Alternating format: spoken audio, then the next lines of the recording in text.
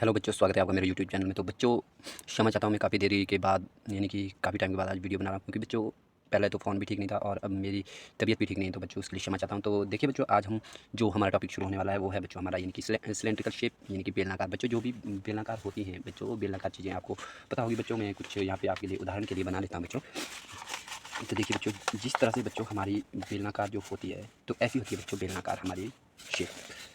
तो हम इसके बारे में आज पढ़ने वाले हैं बच्चों। इसका जो हमारा जो रहने वाला है बच्चों, कर्व सरफेस एरिया। और बच्चों ये इस तरह से बेलन है बच्चों। यहाँ पे ये समझ लीजिए कि ये इस तरह से जुड़ा है। यहाँ देखिए, मान लीजिए कि ये यहाँ पे आपको इस तरह से जुड़ा हुआ है। तो देखिए बच्चों, ये सिलेंड्रिकल शेप होगी और ये नीचे से भी गोल है, वृत्ताकार है। आप देख सकते हैं ये वृत्ताकार है बच्चों नीचे से, और ऊपर से भी ये वृत्ताकार है बच्चों। ठीक है। तो देखिए बच्चों, इस तरह की शेपों का हम आज जो एरिया निकालना सीखेंगे बच्चों। इसके दो प्रकार के एरिया होते हैं। एक होता है बच्चों वक्र पृष्ठीय क्षेत्रफल, और दूसरा होता है बच्चों संपूर्ण पृष्ठीय क्षेत्रफल। इंग्लिश में वक्र पृष्ठीय क्षेत्रफल को देखिए बच्चों, वक्र पृष्ठीय क्षेत्रफल, वक्र पृष्ठीय क्षेत्रफल बच्चों। एक होता है वक्र पृष्ठीय क्षेत्रफल और दूसरा होता है बच्चों संपूर्ण पृष्ठीय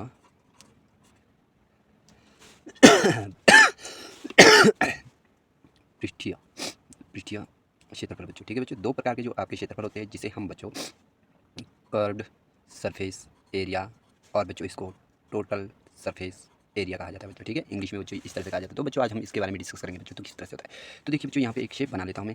देखिए बच्चों, सबसे पहले तो बच्चों यहाँ पे एक मैं शेप बना लेता हूँ इस तरह से बच्चों। आपके उदाहरण के लिए बच्चों, ये इस तरह की जो होगी बच्चों, ये दोनों ऊपर से लेकर नीचे तक जो होंगे बच्चों, ये दोनों ही बराबर होंगे। यहाँ पे हाथ से बना रहा हूँ तो ये सही नहीं बन रहा है। तो देखिए बच्चों, ये इस तरह से होता है बच्चों, और यहाँ सेंटर पॉइंट होता है। सेंटर से यहाँ तक आपका आर होता है, यानी कि त्रिज्या होती है। और यहाँ से भी यहाँ तक जो है बच्चों आपकी त्रिज्या ही होगी। और जो इसे ये है बच्चों, इसे कहा जाता है बच्चों हाइट। क्या कहा जाता है बच्चों? इसे हाइट कहा जाता है। देखिए बच्चों, या तो इसे एच प्रयोग किया जाता है बच्चों, एच प्रयोग किया जाता है, या फिर एल भी प्रयोग करते हैं बच्चों कभी कभी इसे। तो ये होती है बच्चों आपकी जो है ये हाइट होती है, यानी कि बेलन की टोटल ऊंचाई होती है बच्चों।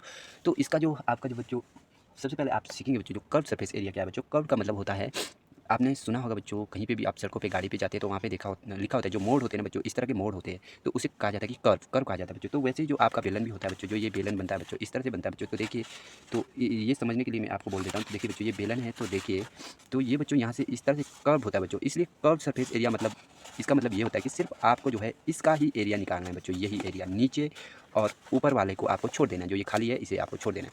मान लीजिए कि आपके पास कुछ इस तरह का है और ऊपर भी उसमें ढक्कन लगा है और नीचे से भी इसका ढक्कन लगा है, तो बच्चों उसका आप सरफेस एरिया कैसे निकालेंगे, तो वो भी मैं आपको बताऊंगा। जिसमें ऊपर भी ढक्कन होगा बच्चों, यानी कि इधर साइड भी ढक्कन होगा और इधर साइड भी ढक्कन होगा, पूरी तरह से बंद होगा चारों तरफ से। तो उस केस में बच्चों, अगर इसका टोटल सरफेस एरिया निकालना है तो उन ढक्कनों का एरिया भी आपको इसमें क्या करना पड़ता है बच्चों, ऐड करना पड़ता है। और कर्व सरफेस एरिया तो करना ही पड़ता है। तो कर्व सरफेस एरिया के हम आज बात करेंगे, तो वो किस तरह से होता है बच्चों, तो वो इस तरह से होता है। देखिए बच्चों, इसी से मैं आपको समझाऊंगा, बहुत ही आसान है बच्चों। देखिए, इसका जो फॉर्मूला होता है बच्चों कर्व सरफेस एरिया निकालने का बच्चों, कर्व सरफेस एरिया देखिए बच्चों, CSA, इसका जो निकालने का जो फॉर्मूला होता है बच्चों, वो होता है आपका, देखिए बच्चों, 2πr, उसके बाद हो जाए बच्चों H। ये होता है बच्चों इसका फॉर्मूला। अब बोलेंगे कि कुछ बच्चे ये सोचेंगे इसे 2πr इसमें क्यों प्रयोग किया जाता है। तो देखिए बच्चों, इसका कारण ये है क्योंकि इसके जो दोनों सिरे होते हैं बच्चों, जो दोनों सिरे होते हैं बच्चों, जो दोनों सिरे बनते हैं बेलन में, तो देखिए बच्चों यहाँ पे इसके जो दोनों सिरे बनते हैं ना बच्चों, दोनों सिरे, वो बच्चों आपको देखिए ये वृत्ताकार होंगे, यानी कि सर्कुलर होते हैं। अब पता है बच्चों, आपको अगर यहाँ से आपको यहाँ तक की लंबाई निकालनी है तो आपको सर्कमफ्रेंस निकालना पड़ेगा। क्या निकालना पड़ेगा? सर्कमफ्रेंस। हिंदी में इसे परिमाप या फिर परिधि भी आप कह सकते हैं बच्चों। तो वही आपको इसमें निकालना पड़ता है बच्चों। ठीक है, तो इस तरह से आप समझे बच्चों। इसमें आपको क्या करना है, यानी कि इसका सर्कमफ्रेंस निकालना पड़ता है।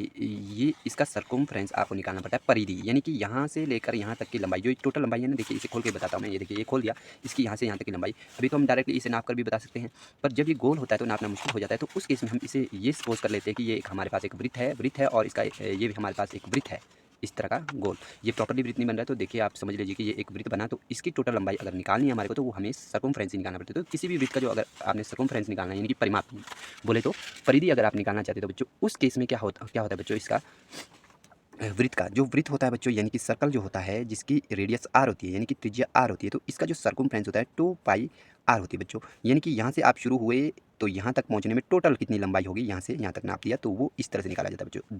पहली बात। दूसरी बात कि ये एच क्यों आया, ये बच्चों इसकी हाइट क्यों होती है बच्चों। अब इसमें अब यहाँ देखें, आप इस पेपर को समझे। देखिए बच्चों, ये पेपर है आपके पास, ठीक है। देखिए, जो सिलेंड्रिकल जो शेप होती है ना बच्चों, उसका जो आपका जो कर्व सरफेस एरिया बिल्कुल आसान होता है, जैसे आपका रेक्टेंगल का होता है। रेक्टेंगल देखिए बच्चों, रेक्टेंगल यानी कि आयत का जिस तरह से होता है, देखिए आयत का ये एल होता है और ये बी होता है। तो इसका जो एरिया होता है, AREA, जो एरिया होता है बच्चों, आप L इंटू बी कर लेते हैं, यानी कि आप इसे गुना करके ये चिन्ह ना लगाएं तो LB भी लिख सकते हैं। इस तरह से होता है बच्चों। पर जब ये सिलेंडर के रूप में सिलेंडर में कन्वर्ट कर देते हैं, इसकी शेप को सिलेंडर में, यानी कि एक आयत को, यानी कि रेक्टेंगल को सिलेंडर में, बेलन में कन्वर्ट कर देते हैं, तो बच्चों ये आपका रेक्टेंगल नहीं रहता, यानी कि आपका जो है ये आयत नहीं रहता है, ये एक आपका बेलन बन जाता है। तो यानी कि ये जो इसके जो नीचे और ऊपर की जो लंबाई थी वो बच्चों आपकी अब सर्कुलर बन गई, यानी कि गोल बन गई, वृत्ताकार बन गई। इसलिए इसकी लंबाई के लिए हम यूज़ करते हैं बच्चों ये, लंबाई की जगह में आप इसको लिखते हैं। और जो बच्चों इसकी जो चौड़ाई थी, जब हम बेलन बनाएंगे तो हम खड़ा रख देते हैं। तो देखिए बच्चों इसकी जो ये चौड़ाई थी ना बच्चों, इसको खड़ा रखूंगा तो देखिए बच्चों ये हाइट ही बन जाती है, यानी कि इसमें सिर्फ ज़्यादा कुछ लॉजिक नहीं है। जो लंबाई है और चौड़ाई है, फार्मूला सेम इसकी तरह लगेगा, बस इनके नाम अलग दिए जाते हैं बच्चों इसमें, तभी ये आपका फार्मूला बनता है। तो कैसे बनता है ये फार्मूला, देखिए ये देखिए बच्चों, यहाँ पे इसमें मैं दिखा लेता हूँ आपको। ये है बच्चों आपकी भी, जिसे हम इन केस ऑफ सिलेंडर, यानी कि जब बेलन होता है तो एच कह लेते हैं, ठीक है। और जो ये लंबाई है बच्चों, लंबाई ये एल, पर जब इसे गोल बना लेते हैं, सर्कुलर बना लेते हैं, यानी कि गोल बनता है, तो इसकी लंबाई निकालने के लिए हमें सर्कमफ्रेंस यानी कि परिधि की जरूरत पड़ती है इसकी लंबाई निकालने के लिए।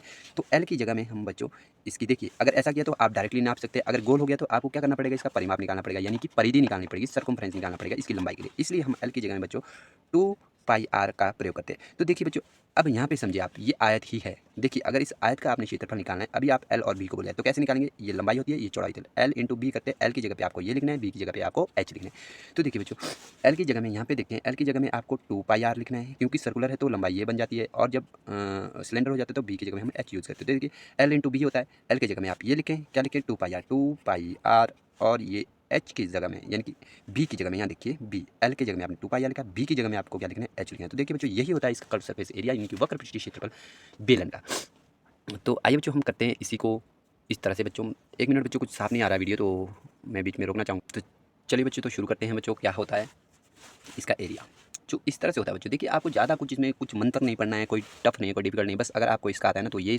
आप दिमाग में ये इमेज बना लीजिए कि ये जो आयत है इसको आपने रोल कर दिया, यानी कि एक बेलन बन गया। आपको सिर्फ वक्र पृष्ठीय क्षेत्रफल निकालना है, तो सिर्फ इसका जो गोलाकार है, ये वाला जो पोर्शन है, इसका एरिया निकालना है, ढक्कन को छोड़ देना है। तो उस केस में आपका जो वक्र पृष्ठीय क्षेत्रफल में, यानी कि मैं इंग्लिश में ही लिखूंगा, हिंदी में बोल रहा हूँ, CSA अगर आपको निकालना है तो बच्चों 2πrh होता है बच्चों, ठीक है।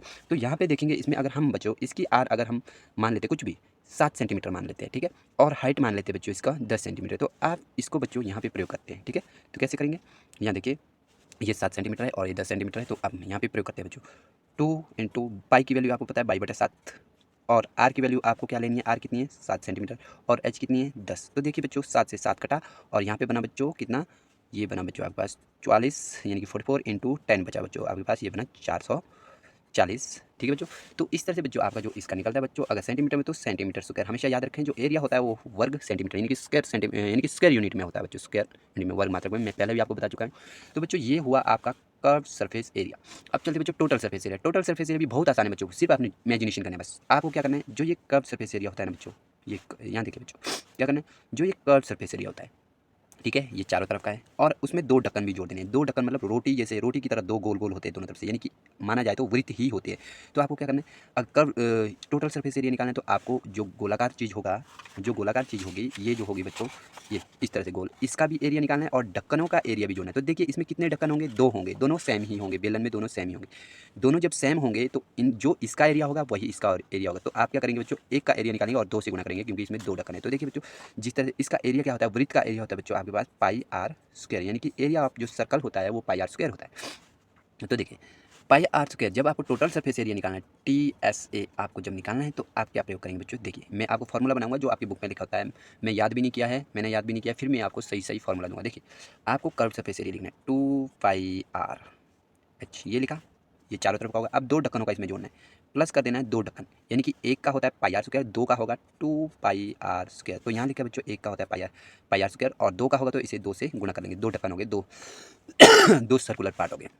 तो देखिए बच्चों ये कैसा होता है, दोनों में से आप कॉमन निकाले, 2 निकला, पाई भी निकला, आर भी निकला, तो बचा क्या बच्चों आपके पास, यहाँ से बचा बच्चों देखिए 2πr भी इससे निकला, और h प्लस इससे 2π भी निकला, r भी निकला, एक r बच गया बच्चों। इस तरह से आपको फॉर्मूला दिया होता है बच्चों, किसका, total surface area of cylindrical shape, यानी कि सिलेंडर का आपको इस तरह का फॉर्मूला दिया होता है बच्चों। अगर आपको ये फॉर्मूला नहीं भी याद रहता तो आपको बस जस्ट इमेजिनेशन करना है, आपका अपने आप सही फॉर्मूला लेकर आएगा। चाहे आप ऐसे करो इसको, चाहे तो आप पहले कर्व सरफेस एरिया निकालो, उसके बाद उसमें ये ऐड कर दो, कोई फर्क नहीं पड़ेगा, ठीक है बच्चों। तो देखिए मैं इसी से करूँगा। देखिए यहाँ पे देखिए कर्व सरफेस एरिया है, इसमें क्या ऐड करना है मुझे, 2 वृत्तों का क्षेत्रफल। तो 2 वृत्तों का क्षेत्रफल कैसा होगा, देखिए 2 इंटू पाई की जगह में 22/7, और आर की जगह में कितना था, 7 था, तो 2 बार आपको आर लिखना है। तो देखिए बच्चों ये क्या हो गया, 44 हो गया, ये कितना जो देखिए बच्चों 44 इंटू 7 बच गया बच्चों। देखो 2 टू द 4 2 टू द 4 यानी कि बाई दूनी 44 और गुणा 7। तो देखिए बच्चों 7 चौका 28, 7 चौका 28, 29 30 यानी कि 308 ये हो गया।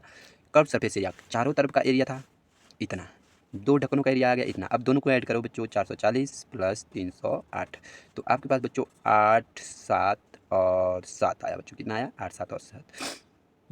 एक मिनट बच्चों, ये मैं यहाँ पे कर लेता हूँ, गलत हो गया ये बच्चों 308। तो देखिए बच्चों क्या क्या आता है आपके पास 8 4 7 यानी कि बच्चों ये आया आपके पास 748 सेंटीमीटर स्क्वायर। ठीक है बच्चों, इस तरह से निकलता है बच्चों। ये मैंने क्या किया, पहले कर्व सरफेस एरिया निकाल फिर 2 ढक्कनों का जोड़ दिया। अगर मैं इस हिसाब से करूँ तब भी बच्चों आपके पास यही एरिया आने वाला है। देखिए कैसे, 2 लिखा, पाई लिखा, आर भी लिखा। एक मिनट बच्चों, इनकी वैल्यू लिख लेते हैं, बार बार नहीं लिखते फॉर्मूला। चलो लिख ही लेता हूँ, अब लिख लिया तो प्लस आर। देखिए 2 पाई की वैल्यू 2/7, आर की वैल्यू 7 और आगे एच की वैल्यू कितनी है 10 प्लस आर की वैल्यू 7। तो देखिए बच्चों ये कटा खत्म, यहाँ बचा बच्चों कितना 44। और ये देखिए बच्चों 7 जमा 10 कितना हो गया बच्चों, ये हो गया बच्चों 17। ठीक है, अब 17 को आपने 44 के साथ गुणा करना। देखिए 17 लिख लेता हूँ और नीचे 44 लिख लेता हूँ। करिए बच्चों, 17 चौके 68 यानी कि 17 4 जार 68। तो 68 यहाँ पे भी लिखेंगे क्योंकि दूसरी बार भी 4 है बच्चों। तो ये बना 8 6 8 प्लस 6 4 और 6 एंड 1 7। तो देखिए बच्चों तब भी आपका यही आने वाला है। तो देखिए बच्चों आप कन्फ्यूजन ना हो कि आपको फॉर्मूला याद करने पड़ेंगे बच्चों। जो भी सिलेंड्रिकल होता है ना बच्चों, सिलेंड्रिकल शेप होती है, बस उसे आप जस्ट इमेजिनेशन करके उसे एक पेज की तरह बनाओ। आयत बन जाएगा, लंबाई इंटू चौड़ाई, बस सिर्फ नाम इसमें बदलते हैं बच्चों। जहाँ पे आपकी लंबाई होती है वहाँ पे 2 पाई आर प्रयोग करना पड़ता है। क्यों? क्योंकि वो सर्कुलर बन जाता है, इसलिए वहाँ पे आपको लंबाई निकालने के लिए जो है आपको सर्कुलर जो पार्ट होता है उसका आपको सर्कमफ्रेंस यानी कि परिधि निकालनी पड़ेगी। और इसी तरह से जो उसकी जो ब्रेथ होती है वो इस केस में जो है हाइट बन जाती है। ठीक है बच्चों, तो यही है बच्चों, यहाँ पे मैंने आपको लिखा है। तो इतना ही है बच्चों आज की वीडियो में। तो बच्चों मिलते हैं नेक्स्ट वीडियो में बच्चों, कुछ और शेप का जो आपका कर्व सरफेस एरिया और टोटल सरफेस एरिया लेकर बच्चों। तो अभी के लिए इतना ही, तो मिलते हैं अगले वीडियो में। तब तक के लिए tata bye bye, good night.